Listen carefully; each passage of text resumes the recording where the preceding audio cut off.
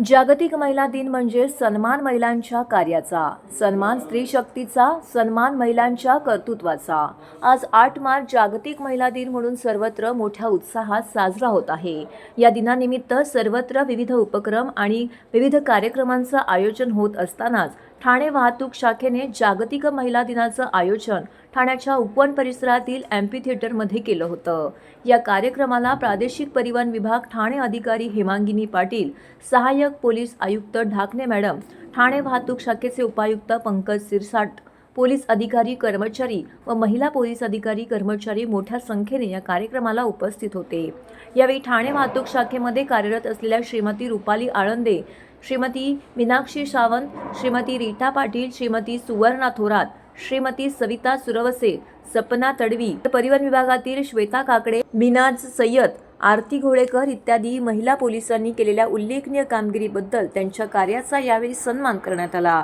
या कार्यक्रमाच्या सुरुवातीला स्त्री शक्तीचा जागर यावर आधारित महिलांनी नृत्य देखील उपस्थितांसमोर सादर केले।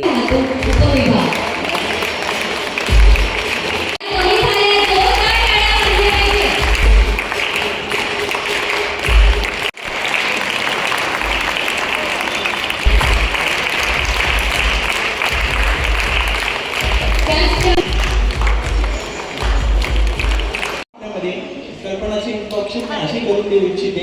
मी रोज वॉकिंगला येते, विडोज पासून तर येऊरपर्यंत जात असते आणि तिची माझी ओळख अशीच वॉकिंग मधून झाली।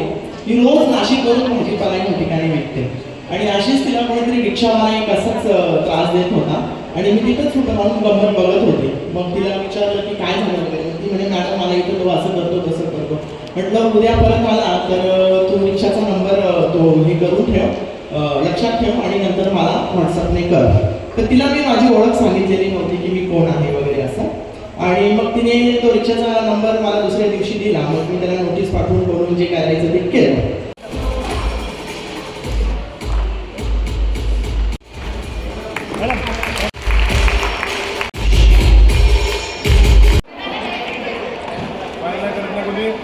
महिला दिनानिमित्त सर्व महिलांना मी अगदी मनापासून शुभेच्छा देते आणि केवळ हा जो महिला दिन एक दिवसापुरता न राहता तो कायमच 365 दिवस असावा असे मी सर्वांना सांगतो।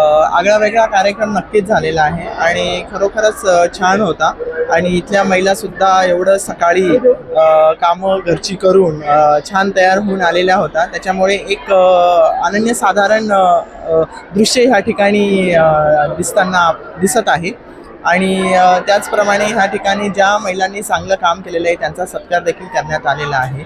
अशाच प्रकारे त्यांची पंख मजबूत व्हावीत आणि आकाशात उंच उंच उडावं आणि त्यामुळे सर्व महिलांना मी महिला दिनाच्या पुन्हा एकदा मनापासून शुभेच्छा देतो। माता ही आपली सगळ्यात पहिले शिक्षक असते।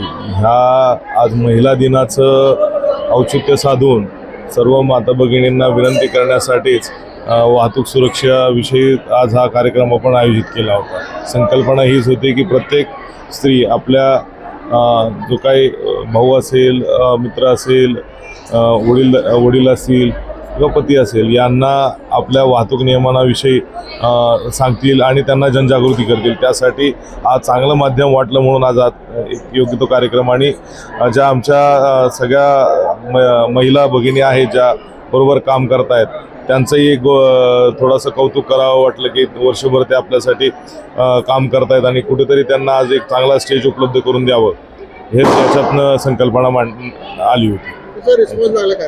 हा रिस्पॉन्स चांगला होता, याच्यापेक्षा अजून सुंदर रिस्पॉन्स काय आपल्याला सगळे बघतायत। हो, महिलांच्या भरपूर इश्यूज असतात, मेडिकल इश्यूज असतात, त्यासाठी आपण एक मेडिकल कॅम्प स्पार्कलिंग स्माइल्स यांच्या माध्यमातून एक मेडिकल कॅम्पही आयोजित केलेला आहे आणि ज्या महिला अंमलदार इथे जेवढे आलेले आहेत त्यांना प्रत्येकाला आपण एक हेल्मेटही वाटप करत आहोत।